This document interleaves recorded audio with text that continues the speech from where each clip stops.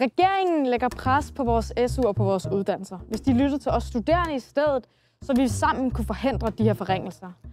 Jeg ved godt, at SU'en er en af de eneste årsager til, at mange af jer kan læse i København. Det er i hvert fald sådan, det er for mig.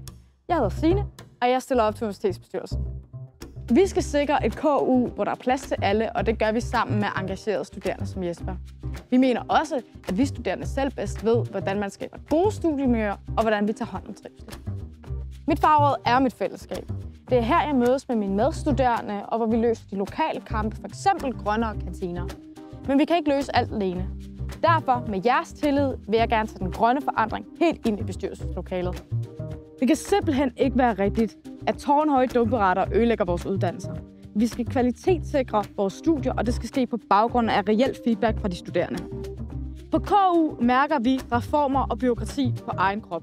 Det vi har brug for er et grønt og fremtidssikret universitet, der skaber stærke rammer for os studerende. Jeg hedder Signe, og jeg er din kandidat til universitetsbestyrelsen.